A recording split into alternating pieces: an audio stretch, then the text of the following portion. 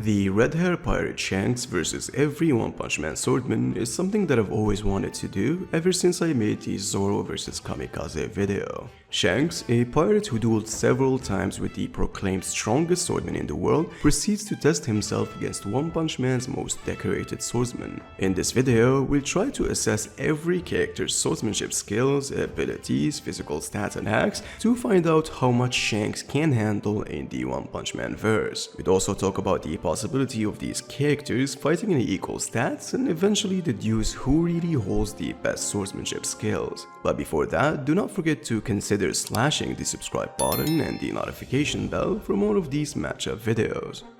Thank you.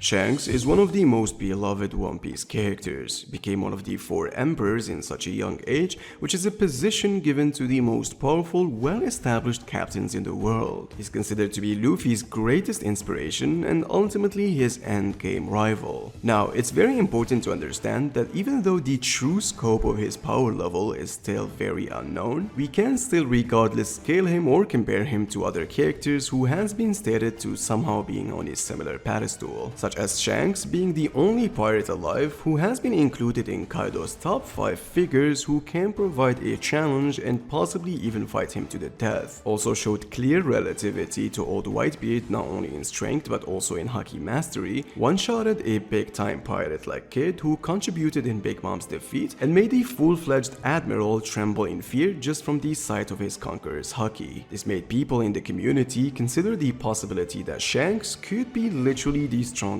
character in the verse, with even his proficient Haki mastery paired with his named attack suggests that maybe we should consider him as the modern era Gold Roger, something that should not be far-fetched. But you see, when talking about overall swordsmanship skills, it's very ambiguous if Shanks is a swordman who lives by the way of the sword, such as Mihawk or Zoro. That's why for the sake of this video, we'll assume in regards of techniques and skills, he's someone who can contend with these two. But nonetheless, when talking about his overall physical stats, since we've already established his relativity to his fellow emperors, Shanks should scale to both Kaido and Luffy, who both are by the very least continental. There literally exist multiple hacks of Luffy and Kaido generating around 2 to 12,000 petatons of TNT, putting them around the continental to multi-continental range in terms of attack potency when performing their strongest attacks. And since Shanks is someone who was implied to be on par with Kaido, he should operate at somehow similar levels. Now when it comes to speed, as I've said multiple times in my previous videos, I'm well aware that it's very difficult for a lot of people to register the fact that One Piece characters are legit light speed in terms of reaction and combat movement. We have multiple concrete statements such as Kizaru with no effort kicking Hawkins at the speed of light, and Luffy and Zoro casually dodging Kuma's lasers that were recreated from Kizaru's light. Although I want to preference that this now holds a very shaky foundation, since Vegapunk himself stated that he can't really recreate Logia's abilities, which means that Hawking's statement could be wrong and Kuma's lasers could be slower than Kizaru's. This is an irrelevant note since we've already seen characters such as Sanji, Marco and Rayleigh intercept Kizaru's lasers, which means they should be on the relativistic to light speed level. However, if you want to go by calcs, then Luffy in Egghead while fighting Kizaru and dodging his lasers was calced at 4 times the speed of light, and even Sanji prior was calced at a level even beyond, something that Shanks, who's an emperor pirate, should scale considerably above. Now in regards of his hacks and abilities, Shanks has been showing consistently that when it comes to Haki mastery, he's just clearly above everybody else, having perfect command over all the 3 elements, such as showing the ability to see into the future in a span way above to that of Luffy's, can send signals of Conqueror's Haki thousands of kilometers away, and has obviously access to anything regarding Haki that was already displayed in the series. He can still hold many other abilities that we still don't know about, since as I said before, he's a very ambiguous character, someone whose full arsenal and power is very unknown. But with all of this being said, how would he fare up against One Punch Man's elite swordsman? I'm sure you can see that the One Punch Man manga has deliberately implanted a variety of different sets of fighting styles and overall techniques that all fall under the same power system. Swordsmanship is one of these styles that is frequently employed by the majority of characters in the series. But as you all know, the word swordman in anime tends to be a vague description that somehow still confuses a lot of people. You see, a swordman in anime and manga is not anyone who fights with the sword, but more so often holds a philosophical approach of living by the way of the sword, kinda like dedicating your life to it. Best example is someone like Face Ripper cannot be called a swordman in the same context as, let's say, Atomic Samurai. The reason this is needed to be addressed is because in Kamikaze's data book, it was stated that he is the strongest swordman on Earth. This definitely doesn't include characters such as Flashy Flash, who is a ninja who uses a sword, but not in the same context as a legit swordman like Atomic Samurai. But nonetheless, would still be including prominent characters who uses a sword but doesn't really need to live by it. With that being said, the characters would be including are Atomic Samurai, Nichiren, G5, Sonic, Flashy Flash, and last but not least, Empty Void. Now, as I've stated in my previous videos, Atomic Samurai and someone like Flashy Flash in terms of attack potency all depends on what level of strength you'd be giving Golden and Platinum as. Both Flash and Kamikaze should generally scale above Island level for showing clear supremacy over Darkshine, who got one-shotted by a character they both were able to fight and tank. But in order to get a precise level, you can always use the strength of an A-class hero multiplied by 54 trillion cells that was based on Homeless Emperor's statement. You'd eventually come up with two different possibilities, which is them being either small country level or by a highball could reach much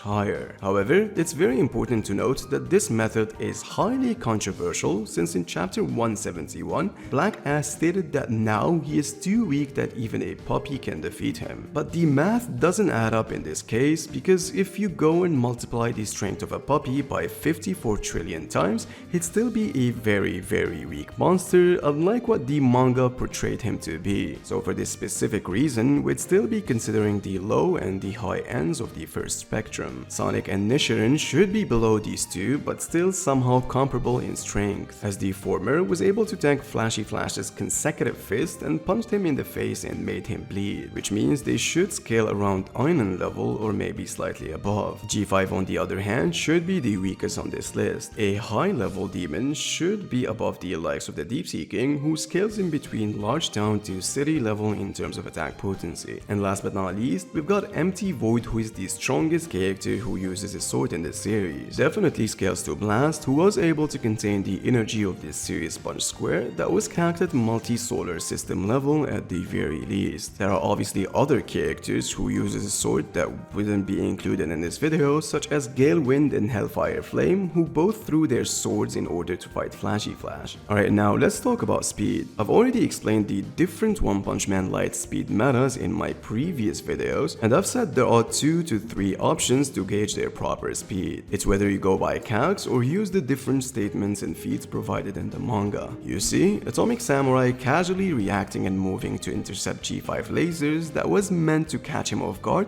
was capped at 4 times the speed of light, something that Nichiren should be able to duplicate narratively speaking, which means that a character like Flashy Flash should upscale from this, since he was fighting 2 speedsters who outperformed any other character at that time in terms of speed, meaning Sonic should operate at somehow similar speed, since he was at least able to contend with Flashy Flash, who was obviously not bloodlusted and doesn't really want to kill him. So in this regard, with the exception of maybe G5, calculations wise, these characters should vary from faster than light to faster than light plus in terms of reaction and combat speed. Empty Void obviously scales much higher for showcasing relativity to Blast, who easily blitzed Flashy Flash. But if you want to go over the different statements and feats in the manga, then you have a character like Awakened Cockroach implying that a speed of light attack wouldn't even be able to catch him, a weak character like Lightning Max can fight at the speed of lightning, and Genos dodging multiple lasers that were confirmed to hold the properties of light. All of these are honestly very controversial, but would still consider both metas for this specific video. Now, in terms of abilities and techniques, it's very evident that Atomic Samurai, Nichiren, and maybe G5 by copying are the best when it comes to overall swordsmanship skills. You can literally say that they have their own power system system. As it was stated, they can circulate their own ki in their weapon to perform feats such as Nichiren's fast slash that destroyed a plateau behind an apple that didn't even notice it has been cut, Kamikaze's atomic slash that makes him cut up to 100 times in a short period of time, and not to mention the Sunblade amp that should rise his techniques much further. But you see, Flashy Flash and Sonic also have experience in fighting with a sword, and not like they're just swinging without any precision. However, the most overpowered technique is obviously Void's Dimensional Blade, able to slash you literally from a different dimension, an attack that ignores distance, energy, and size. But with all of this being said, can Shanks clear all the One Punch Man swordsmen?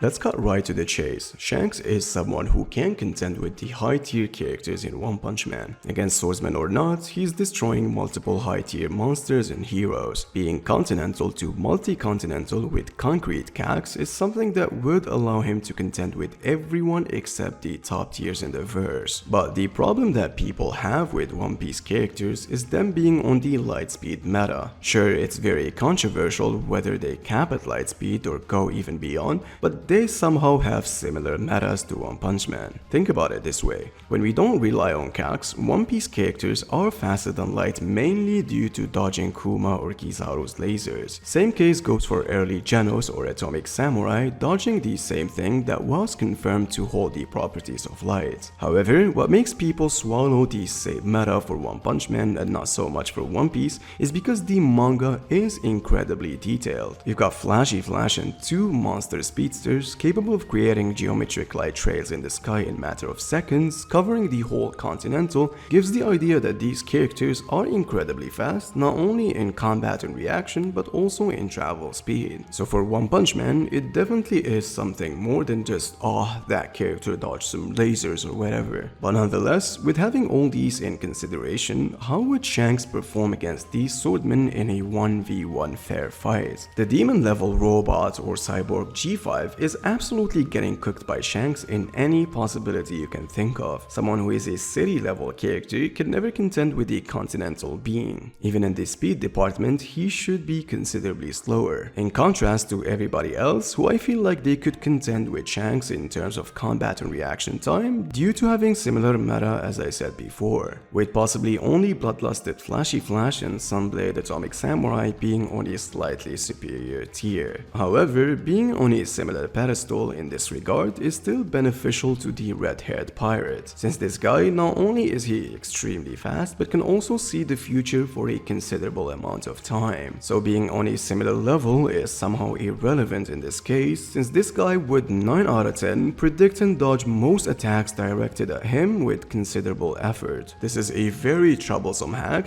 especially since Shanks vastly outscales these characters in terms of attack potency. Flashy Flash and Atomic Samurai should be at least able to harm him with their country level of AP, but nothing he can't possibly tank. Even with the huge highball of them reaching Continental, it would still not be enough. They would not be aware that this guy has a high form of precognition unless if he stupidly told them in a shonen jump fashion. So despite Atomic Samurai having a surprise attack like the Atomic Slash that would catch Shanks off guard, since he doesn't know that this guy can slash in atomic levels, he would unfortunately see that outcome in a future sight vision. Same case goes for every other ability that Flashy Flash, Nichiren, and Sonic can perform. The only way to completely dismantle Shanks in this context is to be considerably faster to the point that even if he sees the future, he wouldn't be able to avoid it. Current Flashy Flash and Sunblade Atomic Samurai are the only two that could be considerably faster than Shanks. Which brings us to the last contender being Empty Void, who do not only outscales the entire One Piece verse, but can also kill them without even comprehending with the dimensional slash. And to be frankly honest, he doesn't even need to go to such lengths, since he's just way faster than everybody else. It's not even funny. And even if Shanks sees the future, he doesn't have the physical stats to avoid it. That future would unfortunately always happen. So to summarize the outcome, Shanks is contending with every single one and possibly even defeat them due to his future sight. Flashy Flash and the One Punch Man verse in in its entirety has more detailed and concrete speed evidence, but this whole outcome is based on Kizaru constantly moving at the speed of light, otherwise if not, Shanks would be cooked. And Empty Void is the only one who wouldn't have any problem dealing with the one-handed swordsman. Which brings us to the last section of this video, which is, in terms of swordsmanship and skills, can Shanks ever compete? Strictly speaking, Shanks is essence the same case as Flashy Flash. Yes, both of them are very talented with the sword, but they aren't really living by the way of the sword, dedicating their lives to hone their swordsmanship skills and attain samurai-ish techniques. In this context, Nichiren and Atomic Samurai are much better, displaying techniques more than just throwing a beam with a sword or per se this sword can cut a whole ship, that kind of thing, but conversely cutting a plateau behind an apple and performing 100 slash in an instant and even slashing with a toothpick. These are much better technical skills than slashing a big boulder or a ship. Pretty self-explanatory that sword techniques are taken more seriously in One Punch Man more than One Piece. And to end this video, nothing will change if they fight on equal stats, since Shanks would still have his future sight hockey ability and Empty Void would still able to slash him from outside this dimension. Thank you so much for watching and please consider joining the Court.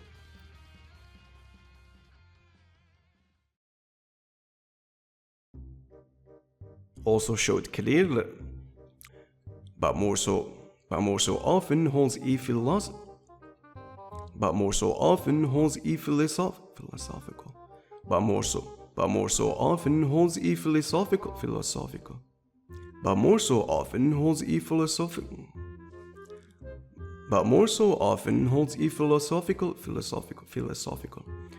but more so often holds a philosophical, but more so often holds a philosophical, but more so often holds a philosophical, but more so often holds a philosophical approach. As it was stated, they circulate their own ki in their weapon to perform feats such as Nichiren's fast slash that destroyed a plateau behind an apple that didn't even notice it has been cut. Oh my god. So for One Punch Man, it definitely is something more than just So to summarize the outcome,